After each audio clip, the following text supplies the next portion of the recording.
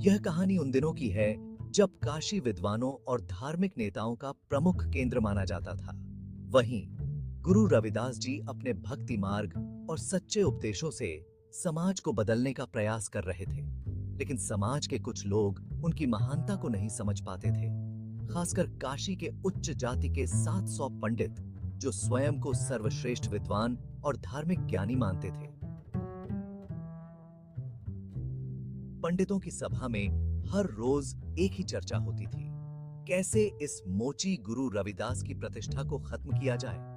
उनमें से एक प्रमुख पंडित ने कहा, यह कैसे हो सकता है कि एक निम्न जाति का व्यक्ति, जिसे शास्त्रों का कोई ज्ञान नहीं है, लोगों को धर्म के बारे में सिखाए। यह तो हमारे सम्मान का अपमान है।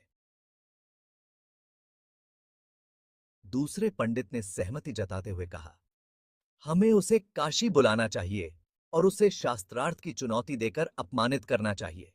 उसके पास कोई उत्तर नहीं होगा और लोग उसकी सच्चाई जान जाएंगे। यह निर्णय लेकर 700 पंडितों ने गुरु रविदास जी को काशी आने का निमंत्रण भेजा।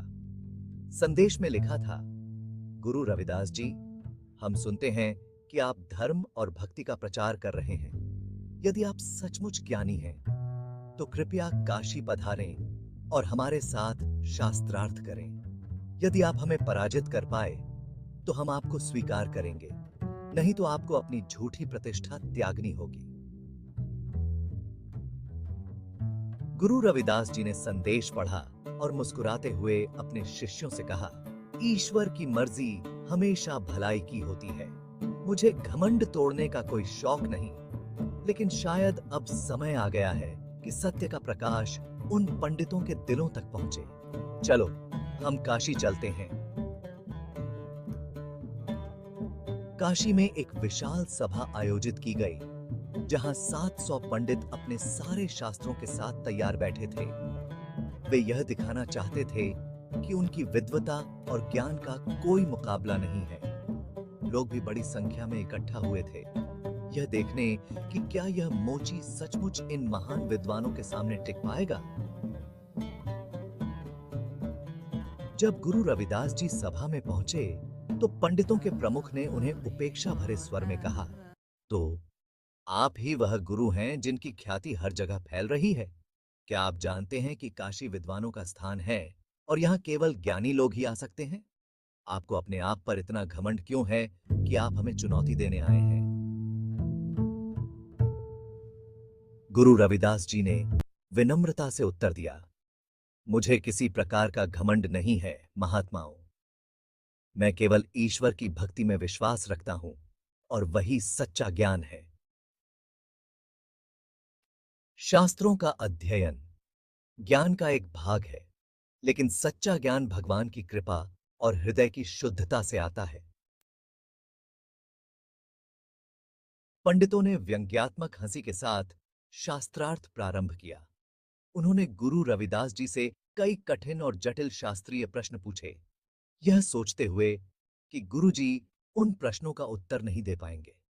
पंडितों का एक सदस्य बोला, यदि आप सचमुच ज्ञानी हैं, तो हमें वेदों और पुराणों के इन कठिन श्लोकों का अर्थ बताइए। गुरु रविदास जी ने शांति और धैर्य के साथ पंडितों के सभी प्रश्नों का उत्तर दिया, लेकिन उनका उत्तर शास्त्रों से हटकर था। उन्होंने कहा, वेदों और शास्त्रों का अर्थ केवल शब्दों में नहीं होता, बल्कि उनका सच्चा अर्थ तो जीवन के अनुभवों और भक्ति में छिपा है। ईश्वर को पाने का मार्ग सच्चाई और सेवा के माध्यम से है, न कि केवल शास्त्रों के अध्ययन से।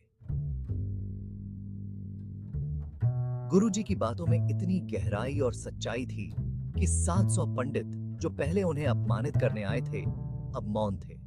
उनके पास गुरु रविदास जी के उत्तरों का कोई प्रतिकार नहीं था। सभा में एक अद्भुत शांति छा गई। पंडितों का घमंड धीरे धीरे टूटने लगा। उनकी आंखों में असमंजस था, जैसे वे यह समझने लगे हों कि सच्चा ज्ञान केवल पुस्तकों में नहीं, बल्कि आंतरिक अनुभव और भक्ति में है। जैसे ही पंडितों का घमंड टूटा, एक अद्भुत घटना घटी।